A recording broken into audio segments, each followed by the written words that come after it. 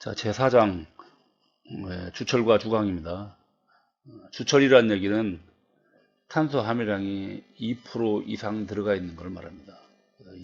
2%에서 6.67%까지 들어가 있거든요.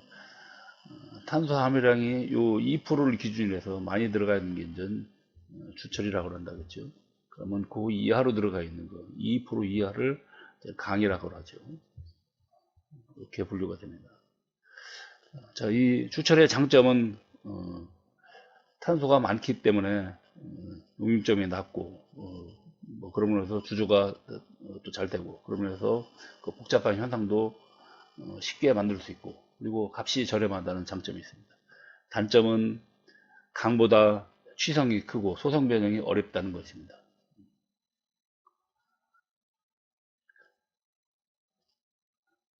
그래서 일반적으로 주철은 탄소를 보통 2.5%에서 보통 4.6%까지 들어가 있는 걸 사용하고 있습니다. 자, 우리가 여기가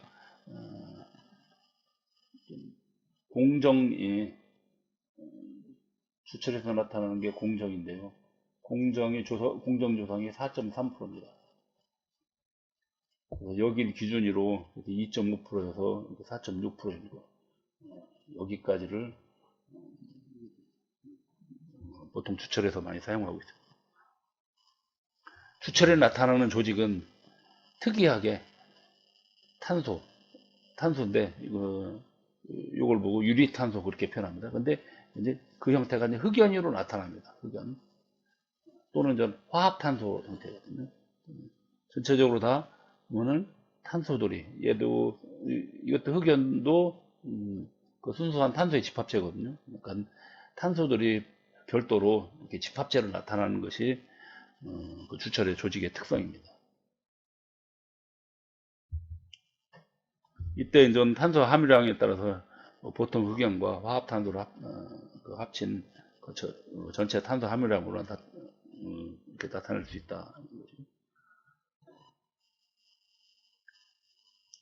여기 있는 여기를 한번 볼까요? 첫 번째 유리탄소라는 얘기는 탄소가 많이 이렇게 들어있으면 나오는 조직이 시멘타이트죠. 시멘타이트로 돼 있는 상태가 이제 화합탄소입니다. 화합탄소인데 이것이 이제 분리되면 나오는 것이 여기 있는 유리탄소라고 할 수 있습니다. 그래서 예를 들어서 Fe3C를 분리를 하면 가열을 하면 이렇게 분리됩니다. C가 되죠. 여기 세 개의 분리하고 이렇게 C가 분리되는데 얘를 유리탄소라고 하고 얘를 여기에 들어있는 걸 보고 이제 화합탄소라고 합니다.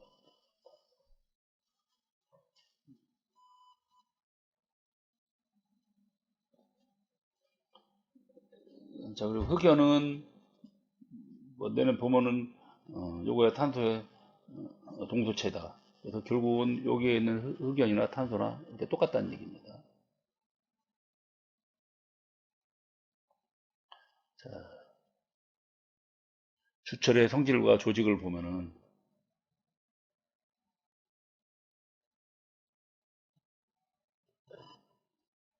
자, 주철은 첫 번째 물리적 성질을 보면 전체적으로 비중이나 용융점이 낮고 강보다 낮고 비중도 비교적 가볍습니다. 비중도 가볍고 그래요. 그래서 규소와 탄소가 많을수록 그 전체적으로 이런 것이 떨어집니다. 왜 그러냐면 규소나 탄소가 전부 다 가볍기 때문에 들어감으로 인해서 비중도 작아지고 용융점도 작아집니다.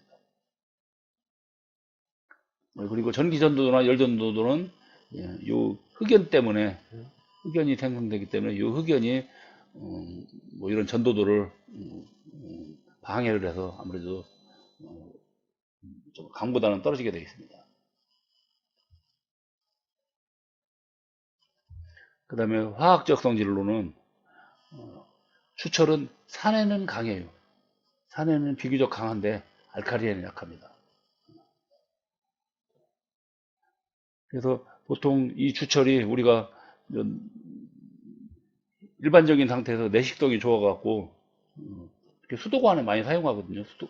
그 대형 수도관, 그 지하에 묻는 대형 수도관에 많이 사용하는 것이 그 주철입니다.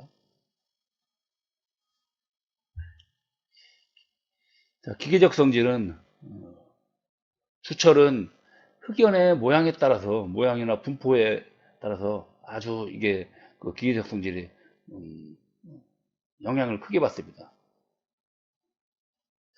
그리고 주철은 주로 경도를 측정하고 그 경도에 따라서 판별하는데요. 주철의 기계적 성질은 또 간단히 또 적어보면 강도는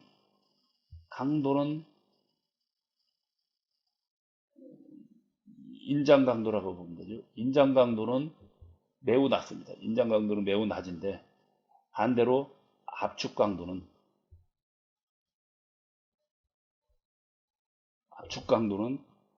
강의 한 3배 정도 됩니다. 강의 3배 정도로 상당히 높아요. 압축 강도는. 그러니까 인장 강도는 낮은 대신 압축 강도가 높다는 거예요. 이렇게 압축 강도가 높은 이유는 여기 있는 경도 때문에 그렇게 됩니다. 이것도 잘 아는데 압축 강도가 강의 3배다. 그래서 보통 이제 그 유철 여기 있는 주철을 그 주철을 기계 성질할 때 인장 시험을 안 하고 압축 시험으로 합니다. 자, 그 다음에 고온 성질. 주철은 고온에서 비교적 상당히 내열성이 있습니다. 그래서 보통 뭐 밥솥 같은 거 이렇게 사용해도 큰 문제가 없습니다. 우리 식기 같은 데 사용을 해도. 근데 얘가 이제 문제가 되는 게 400도를 넘어가면 강도가 점점 저하되고 내열성이 나빠지고, 특히 600도 이상 이렇게 가열되고 또 뭐 냉각을 반복하다 보면 점점 얘가 부피가 커져 갖고서는 나중에는 균열이 발생하는 현상이 일어납니다. 그래서 이런 거 보고 주철의 성장이라고 합니다. 주철의 성장. 그래서 이런 주철의 성장 원인을 여기를 한번 볼게요. 이 부분이 상당히 중요하거든요. 그 원인은 첫 번째 시멘타이트, 아까 FE3C라고 했죠. FE3C가 온도가 이렇게 600도 이상이 되다 보면 얘가 FE하고 아까 C가 이렇게 분리가 된다고 했죠. 3개의 FE하고 C하고 분리되는데, 이러면 해서 그 흑연이 별도로 나오면서 부피가 늘어나고, 그 다음에 또 주철 중에 있는 규소가 산소하고 반응하면서 SI가 산소하고 반응하면서 SiO2가 되겠죠. 그러면 SiO2가 되는데, 이렇게 되면서 역시 또 팽창하고요. 그 다음에 세 번째는 요 온도 이상으로 이렇게 가열하다 보면, 특히 이제 그 A1 벤트점 이상 온도로 됐을 때, 그때는 전 그 부피가 축소하거든요. 이렇게 부피가 축소했다 다시 냉각하면 또 축소했다 늘어나고 그러는데, 그러므로 해서 생기는 현상이 있고, 그 다음에 네 번째는 각종 가스 같은 거 흡수하거나 또는 가열로 인해서 균열이 점점 발생해서 생기는 그런 현상 등이 주철의 성장의 원인이라고 할 수 있습니다. 그래도 주철 같은 경우 고온에서도 이 내마밀성이 상당히 우수합니다. 그래서 보면 내연기관은 실린더 라이너, 피스톤 링 이런 데 많이 사용하고 있습니다. 특히 뭐 지금 현재는 자동차 엔진이 전부 다 알루미늄 합금을 만드는데, 뭐 예를 들어서 대형 엔진, 큰 배 같은 거 배 엔진 같은 경우는 전부 다 주철로 만들고 있습니다. 그 다음에 주철은 특징이 이제 아까 주조가 아주 잘 된다고 했는데요. 그 이유는 유동성이 좋아서 그래요. 유동성. 일단 유동성이라는 얘는 액체 상태에서 얼마큼 잘 흐르는가 그걸 말하는데요. 이 유동성이 좋으려면 일단 흑연이 있어야 되고요. C가 많아야 되고, 그 다음에 규소가 들어가 있어야 됩니다. 규소. 근데 주철에는 이것도 있고 이것도 있거든요. 그래서 이렇게 흑연하고 규소가 있어서 결국은 유동성이 좋아진다는 얘기죠. 여기에 탄소나 인, 망간 등이 함유되어 있으면 유동성이 좋아지고, 황이 있으면 유동성은 좀 떨어지게 됩니다. 여기다 하나 더 적으시면은 탄소, 인, 망간, 그다음에 규소도 하나 더 적으시면 되죠.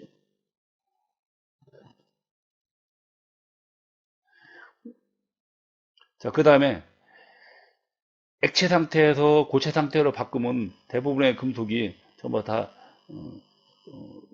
부피가 이렇게 수축이 되는데요. 근데 이 주철은 응고 후에도 뭐 이렇게 수축이 그렇게 많지 않아요. 그래서 이것이 이제 부피가 수축이 되는데 실제 강보다 적다는 거죠. 강보다 적다. 강보다 수축이 상당히 적은 것이 이 주철이라는 것이죠.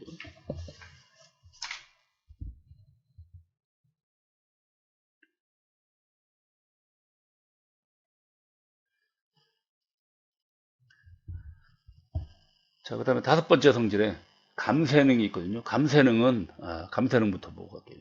감쇄능은 어떤 물체의 그 진동의 에너지를 갖다 흡수하는 능력을 말합니다.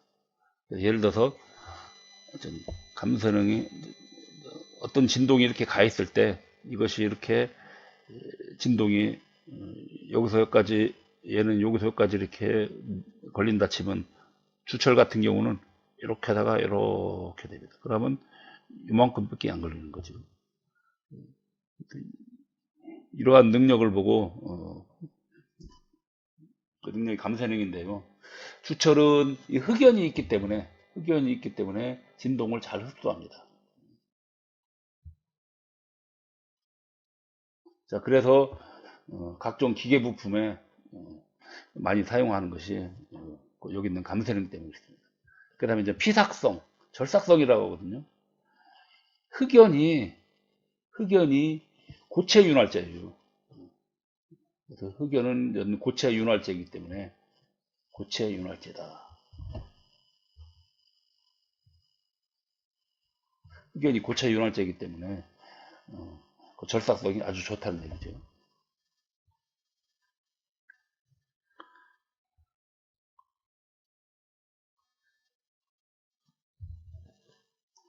그 다음에 주철을 파단면에 따라서 이렇게 분류할 때 세 가지로 분류됩니다. 회주철이 있고 백주철이 있고 반주철이 있습니다.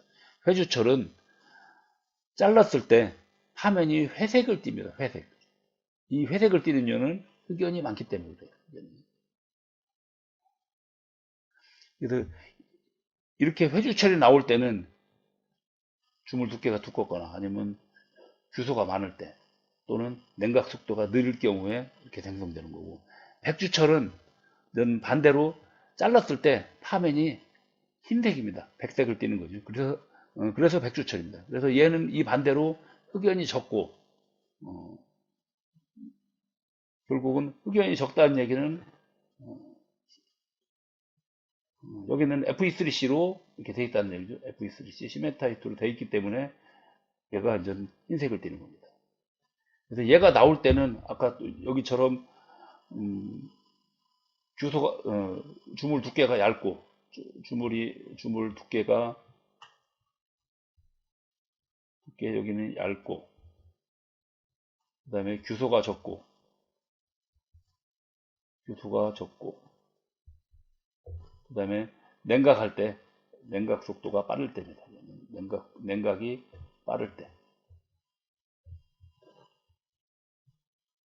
냉각이 빠를 때 여기는 백주철이 형성되는 겁니다. 그러면 얘하고는 반대지. 그래서 요거 하나를 놓고 이렇게 되는 경우 회주철이 형성된다. 그러면 요거의 반대가 백주철입니다. 반주철은 회주철과 백주철에 같이 있는 겁니다.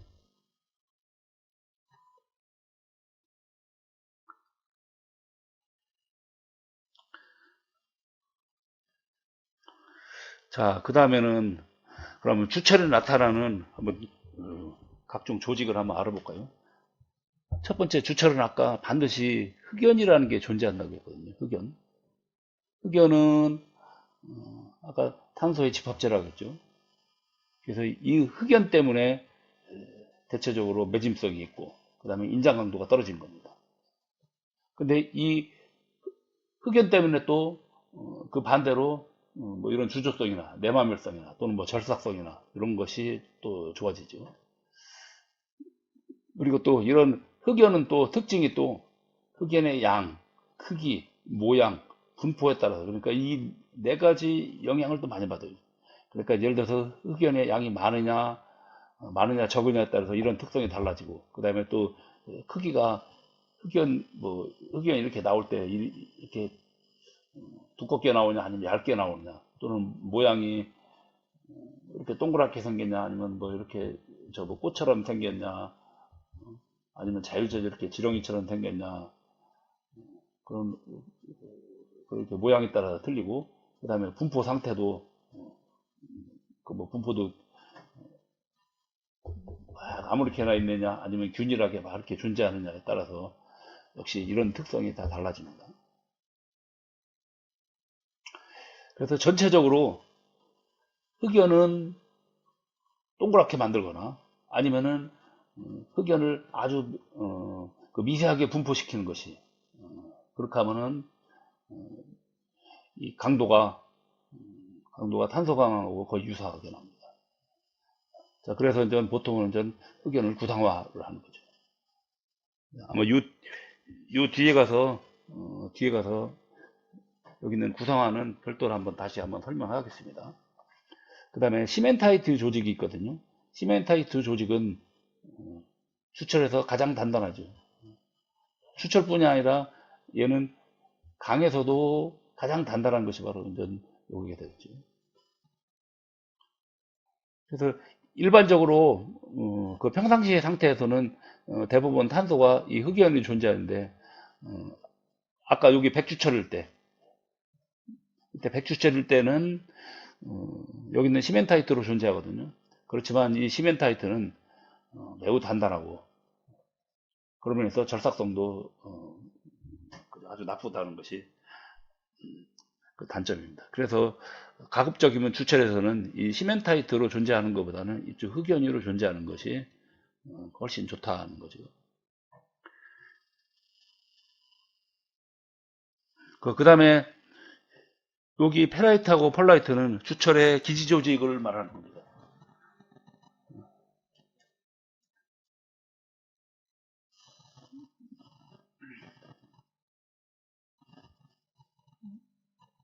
여기에 펄라이트 대체적으로 페라이트와 펄라이트가 여기 보면 그 있죠.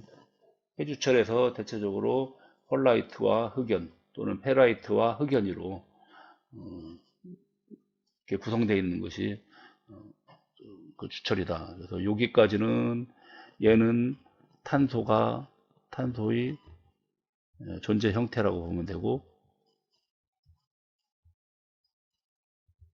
존재 형상이고 여기 페라이트 펄라는 얘는 기지 조직이죠. 기지 조직이 이렇게 페라이트와 펄라이트가 있다는 거죠.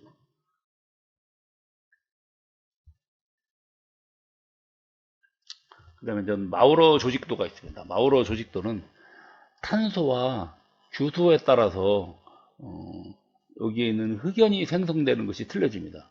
그래서 그거를 이렇게 그림으로 나타내는 것이 마우러 조직도입니다. 예를 들어서 여기 이제 1영역이 있고 2-1 영역, 2영역, 3영역인데요. 자, 예를 들어서 여기를 한번 기준을 한번 보겠습니다. 이걸 지우고 자 1.7%일 때를 한번 볼까요? 1.7%일 때 여기가 탄소입니다. 그 다음에 여기가 규소. 1.7%일 때는 요 안에 조직이 펄라이트 플러스 시멘타이트입니다. 그러면 시멘타이트가 나온다는 얘기는 백주철인 거죠. 백주철입니다. 그래서 백주철인데 같은 1.7%인데 규소가 많이 들어가면 규소가 여기까지는 약 대략 한 1.5%죠. 1.5%를 넘어서면 전 조직이 바뀌죠. 그래서 여기서부터 1.5%좀 넘어서면은 탄소량은 고정되어 있는데 탄소량은 똑같이 1.7% 고정이 되어 있는데 규소가 여기를 넘어서면은 여기서부터 이제 흑연이 형성돼요. 그러다가 여기 오면 더 흑연이 더 많아지고 그 다음에 여기 오면 점점 흑연이 이렇게 바뀌는 거죠. 그래서 이 여기에서는 이 영역 두 번째 요 영역에서는 흑연이 나오기 시작하고 시멘타이트 그대로 있고요. 그 다음에 여기에서는 흑연이 나오고 그 다음에 여기에서는 기저 조직이 조금 바뀌는 거죠. 이런 식으로 형성되는데 여기가 펄라이트가 아니라 페라이트입니다. 잘못됐습니다. 페라이트가 되겠습니다. 기저 조직이 여기가 페라이트입니다. 그래서 여기를 보고 이제 두 번째 영역이 그래서 여기가 반주철, 그다음에 여기는 펄라이트 주철, 기지가 펄라이트이기 때문에 일반적인 여기가 일반적인 회주철입니다. 기지 조직이 아까 펄라이트와 페라이트가 같이 있다겠죠. 요게 이제 회주철이고, 그다음에 여기를 넘어가면 기지가 페라이트로 바뀐 페라이트 주철이에요. 그래서 이와 같이 탄소량이 똑같을 때 규소가 들어가면은 이렇게 조직이 바뀌는 겁니다. 자, 예를 들어서 그러면은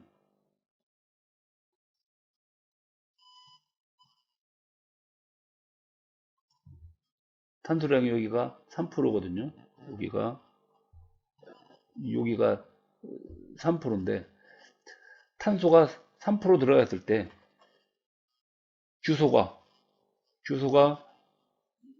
2.5% 들어가 있으면 여기에 해당되는 거죠. 3%에 여기에 해당되는 거예요. 대략 2.5면 요만큼이죠. 자, 그래서 이와 같이 이렇게 탄소하고 여기 있는 규소와의 관계를 나타내는 것이 바로 여기 있는 마우러 조직도다.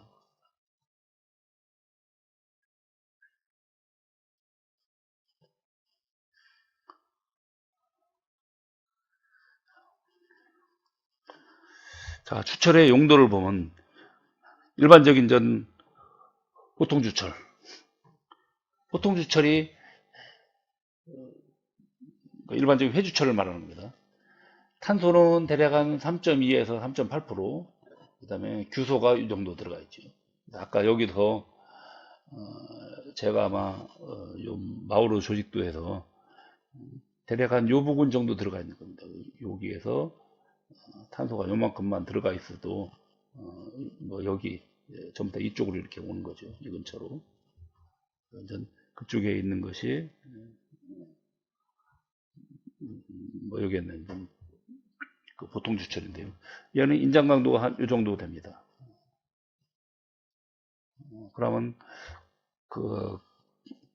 뭐 강보다 한 반도 좀 안 되는 거죠. 그 다음에 조직 같은 경우는 아까 흑연이 존재하고 그 다음에 페라이트나 펄라이트가 있는 거죠. 여기서 보면 요 구간에 해당되니까요. 요 구간에 해당된다. 즉 여기에 해당되는 거죠. 이렇게 그래서 이 근처로 이렇게 나타나기 때문에 흑연과 펄라이트, 페라이트가 이렇게 같이 존재하는 거죠.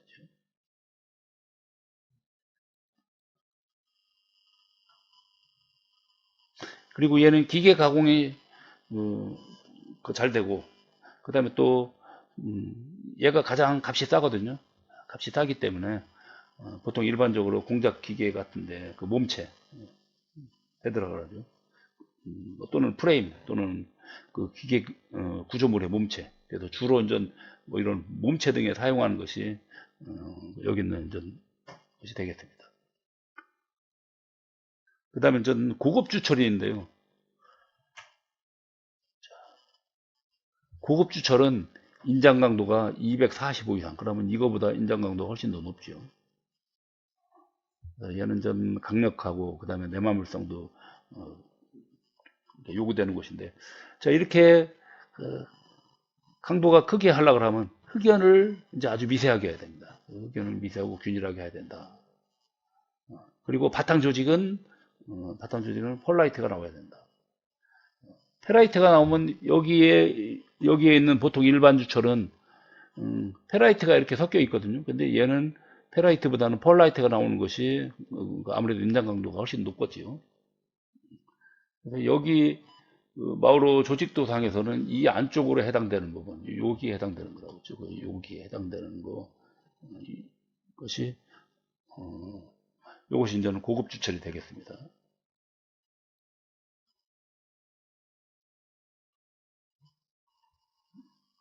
자, 고급 주철의 대명사가 바로 이겁니다. 미아나이트 주철인데요. 얘는 연성도 크고 인성도 매우 크고 그 다음에 강도도 비교적 큰 것이 여기는 미아나이트 주철입니다. 그래서 이거 같은 경우는 자 여기에 보면요. 보면 조직에 시멘타이트하고 그 다음에 폴라이트가 남겨져 있습니다. 그래서 강도나 경도도 유지하고 그 다음에 연성과 인성도 있는 것이 바로 고급 주철의 대명사인 미아나이트 주철입니다. 그래서 이거 같은 경우는 자동차 링 같은 데 많이 사용하고 그 다음에 또 자, 합금주철 같습니다. 합금주철이 여기인데 합금주철은 뒤에 있으니까요. 그 다음에 하고 여기 있는 구상균 그 구상균 주철도 요 뒤에 나오니까요. 뒤에서 하겠습니다. 자, 합금주철은 일반 주철에다가 합금원소를 첨가한 겁니다. 그래서 우리가 보통 강에서도 합금강을 하죠. 합금강하면 강에다가 특수원소가 들어간 건데 역시 합금주철도 주철에다가 일반 주철에다가 특수원소를 들어간 거다. 그러므로 해서 내식성, 내열성, 내마물성, 그다음에 내충격성 등을 이런 걸 개선한 거다.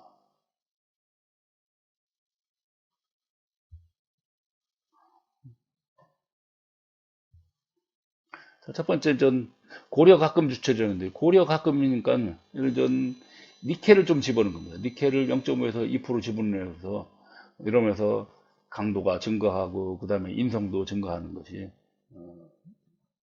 이건데요.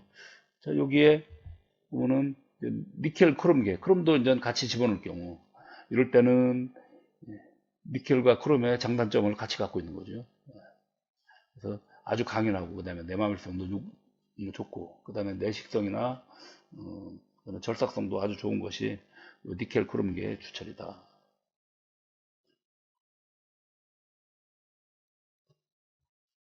자, 그 다음에 합금 주철 중에서 대표적인 것이 침상 주철 또는 에시큘라 주철이라고 합니다. 에시큘라 주철,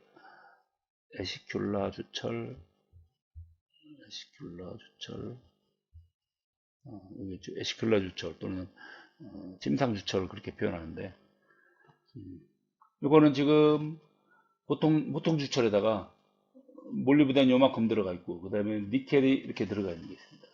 그 다음에 별도로 구리하고 크롬을 이렇게 집어넣은 것이 집어넣은 건데요. 인장 강도가 이거는 400에서 640메가파스칼 나오거든요. 그 다음에 경도도 300, HB로 300이면은 비교적 상당히 그러니까 강인하고 강도도 상당히 비교적 큰 거죠. 강도가 이 정도면은 아까 일반 회주철이 한 100메가파스칼 정도 나왔거든요. 그러니까 뭐 보통 한 4배, 뭐 4배 이상이죠. 4배에서 5배 정도 되는 것이 여기는 에시큘라 주철입니다. 그래서 얘는 기지 조직이 흑연은 나오는데요. 흑연은 나오는데 기지 조직이 베나이트입니다. 그래서 인장 강도가 상당히 높은 거예요. 그래서 이거의 특징이 현상 흑연이면서 기지 조직이 베나이트다. 그런 거 참고하셔야겠습니다. 자, 그 다음에 내마멸 합금 주철. 내마멸 하면 대표적인 합금 원소가 크롬이죠. 크롬과 몰리브덴과 구리 같은 것이 들어가 있는 거다.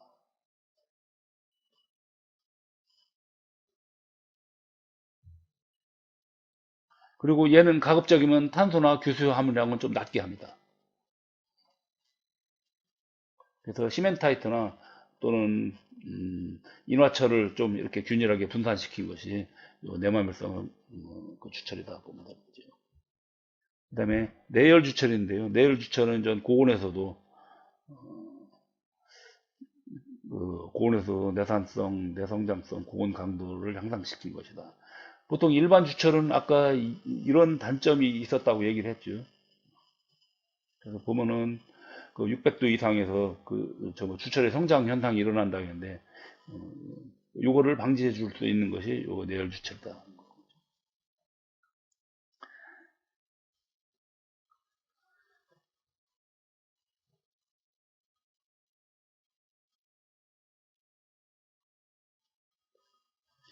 자, 그 다음에 내식 내열 주철. 내식 내열 주철은 부식도 안 되고 열에도 잘 견뎌야죠. 그러기 위해서는 규소가 좀 더 많이 들어갑니다. 규소가 5 내지 6% 상당히 많이 들어갔죠. 그 다음에 크롬 들어가 있고, 그 다음에 알루미늄이 이렇게 좀 첨가된 겁니다. 그래서 내열성과 내식성은 좋아지는데, 그 대신 절삭성이 아주 나빠집니다.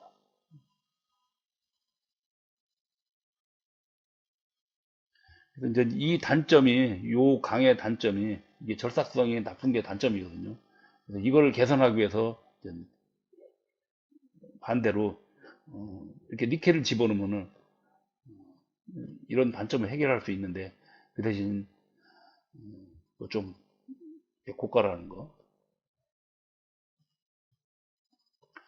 자, 그 다음에 규소를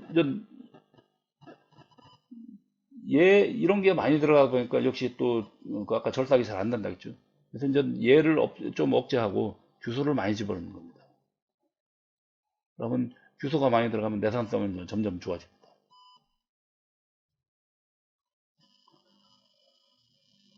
근데 이렇게 규소가 많이 들어가면 얘는 절삭 가공은 안 되는데 그 대신 연산 가공은 그래도 가능하다는 거죠.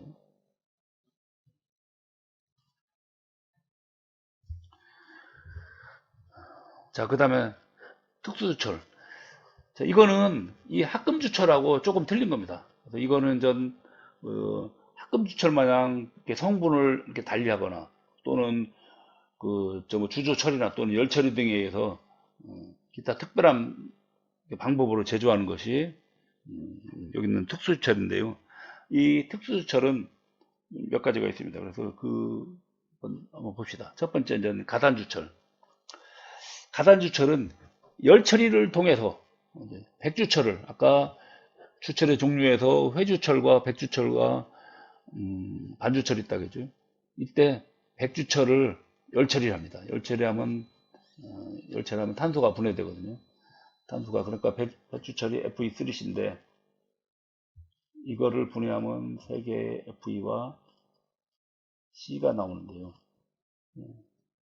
그래서 이 C를 형성시킨 것이 바로 가단주철입니다. 그래서 가단주철은 형태에 따라서 이렇게 3가지가 나와요. 흑심 가단주철이냐, 백심 가단주철이나 펄라이트 가단주철이냐인데 이 백심 가단주철은 흑심 먼저 할까요? 자, 흑심 가단주철은 저탄소에 저규소가 있는 백주철을 이거를 열처리를 하면 여기 있는 시멘타이트가 이렇게 분해되는 겁니다. 그래서 바로 이 시기에 적용되는 거거든요. 이때 나오는 것이 얘가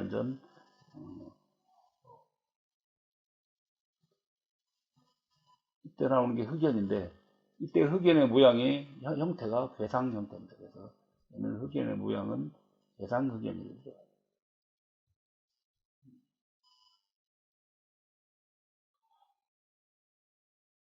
자, 그 다음에 얘는 역시 또 부르는 형태가 또 한 가지가 있습니다.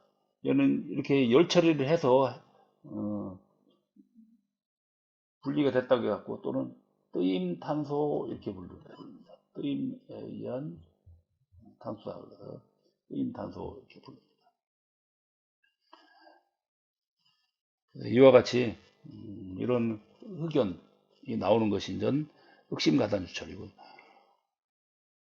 이렇게 흑심 가단주철을 하려면 열 처리를 2단계를 해야 됩니다. 2단계. 이렇게 2단계 열 처리 공정을 거치는 건데, 이때 1단계 열 처리만 하고 그러고 딱 끝나는 것이 이제 펄라이트 가설, 요겁니다. 펄라이트 가단주철. 그래서 흑심 가단주철에서 제 1단계 흑연화 처리, 흑연화, 그러니까 이렇게 분해하는 거 처리만 한 다음에 그 다음에 선행하고서는 한 것이 이제 펄라이트 가단주철이거든요. 백심 가단주철은 이 흑심하고는 조금 전혀 다른 겁니다. 얘는 탈탄을 시키는 겁니다. 탈탄.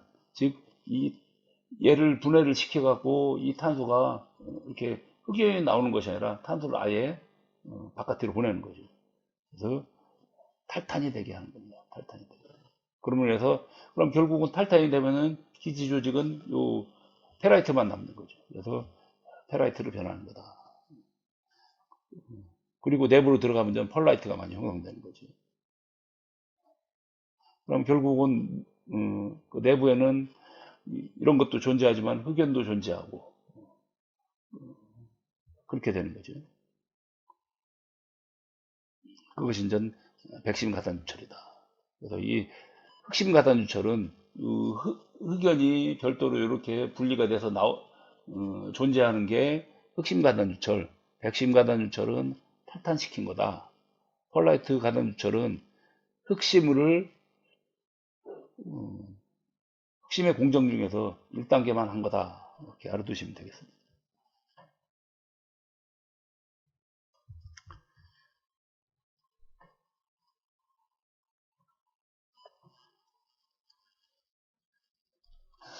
자, 그 다음에 특수주철에서 가장 많이 나오는 문제가 여기 있는 구상흑연 주철입니다. 얘는 흑연의 모양이 이렇게 동그랗게 생겼어요. 동그랗게 생겼습니다. 이렇게 동글동글하게. 아까 여기에 있는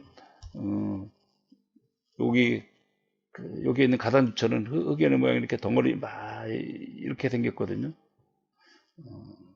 그래서 여기는 구상, 요거는 가단주철로 해죠. 그러면 그 일반 회주철은 어떻게 생기냐? 일반 회주철은 이런 식으로 이렇게 지렁이처럼 이렇게 생겼습니다. 지렁이 모양으로. 지렁이 모양, 이렇게 지렁이 모양이 생긴 것이, 이것이 일반 회주철이라 그러면, 그래서 얘는 전 편상이라고 표현합니다. 편상이, 그래서 일반 이제 회주철. 그 다음에 이렇게, 괴상으로 되어 있는 거, 가단주철. 그 다음에 동글동글하게 되어 있는 거, 구상으로 되어 있는 거, 구상균철. 이렇게 분류할 수 있습니다. 이 구상균철은 만들려면 흑연을 이렇게 동글동글하게 만들기 위한 구상화제가 필요합니다. 여기에 흑연 구상화제가 있거든요. 요거 잘 알아두셔야 됩니다. 자, 흑연 구상화제로는 마그네슘 대표적입니다. 마그네슘, 세슘, 칼슘 등인데 마그네슘 이거 이렇게 용융 상태의 주철에다가 마그네슘, 세륨, 그 다음에 칼슘 등을 첨가해 갖고서는 편상을 구성한 거다. 그러면 해서 주철의 강도와 연성이 상당히 좋아진대. 이게 어느 정도냐면요, 여기에 있습니다. 강연하고 주주 상태에서 구조용 강이나 주강에 가까운 기적 성질을 얻을 수 있다. 그래서 강도도 상당히 크고 연성도 좋은 것이 여기 있는 구상균철이다. 그 다음에 얘는 열처리에 의해서 조직도 개선할 수 있다는 거죠. 그러면서 편상흡연보다 강도, 내마멸성, 내열성, 내식성 등이 상당히 우수한 것이 여기 있는 구상균철이다.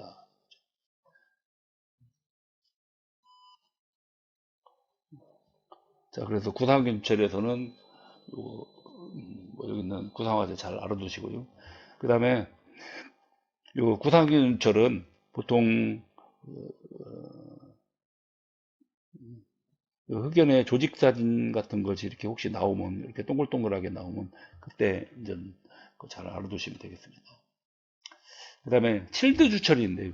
칠드 주철은 예를 들어서 이렇게 있을 때, 요 표면부만, 이런 바깥 부분, 표면부는 급냉을 하는 거죠. 자, 급냉을 하면 뭐가 나오죠? 급냉을 하면 시멘타이트가 나오는 거죠. 시멘타이트. 그리고 안쪽은 선행을 하는 겁니다. 안쪽은 선행하면 여기는 이제 흑연이 존재하죠. 흑연. 자, 그러면 어떻게 됩니까? 그러면 바깥 부분은 급냉해서 시멘타이트가 있으니까 여기는 이제 백주철이 되겠죠. 이쪽은 선행했으니까 여기는 일반 회주철이 되죠. 그래서 자, 여기를 보겠습니다. 그러면 일반 보통 주철에서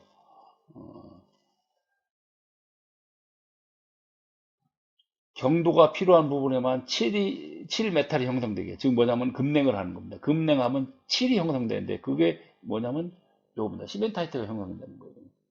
그래서 그거 보고 이제 7이 형성된다 그렇게 보답니다. 이제 단단한 7층이 형성된다. 그리고 안쪽은 급냉이 안 됐기 때문에 그대로 이제 흑연이 존재하는 거죠. 그래서 바깥쪽은 백선화하고 안쪽은 흑선화다 또는 뭐 회주철이다 그렇게 표현하죠. 그래서 바깥부분만 백선화하는 거다.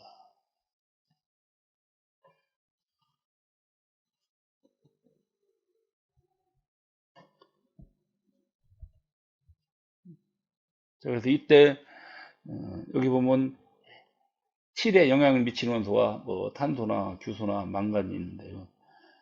탄소 같은 경우는 7 깊이는 감소되지만 아무래도 경도 7 깊이, 요 깊이는 좀 적어지는데 그 대신 경도 증가하는 효과가 있죠. 왜 그러냐면 요 탄소가 여기 있는 탄소가 요걸 형성하죠. 시멘타이트를. 그 다음에 규소 같은 경우는 규소가 많아지면 규소는 아무래도 흑연 안정화 환소거든요. 흑연을 안정화하기 때문에 아무래도 7층이 좀 떨어집니다. 그 다음에 망간 같은 게 들어가면 망간은 7 깊이를 증가시킵니다. 그래서 이 7층을 훨씬 더 두껍게 하는 거죠.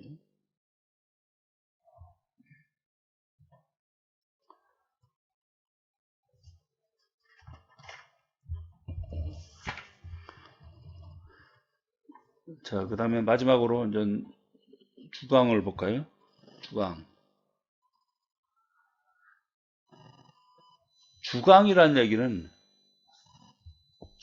얘기는 사실은 주철하고는 틀린 겁니다. 주철하고는 전혀 틀린 거예요. 주광은 일종의 말 그대로 강이에요, 강.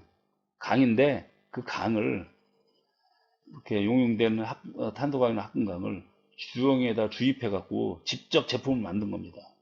그것이 이제 주광이에요.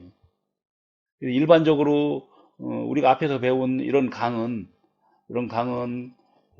별도의 뭐 소성 가공을 이렇게 통해서 해서 제품을 만드는데 제품을 만든다고 보면 이 주광은 직접 제품을 만드는 겁니다.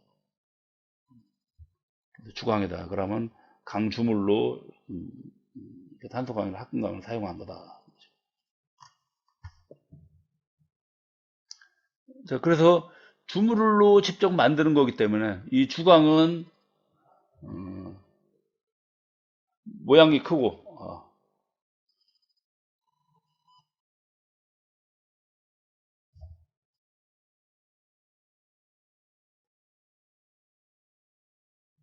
자, 주광은 모양이 크고 복잡할 때 또는 단조 가공이 곤란할 때 그럴 때 이제 사용하는 것이 이 주광이고 그러다 보니까 강이기 때문에 용융점이 여기 있는 주철보다 훨씬 높아요. 그렇기 때문에 주조하기가 어렵고 그 대신 그리고 비용도 많이 들어가는 것이 여기 있는 주광이 되겠습니다.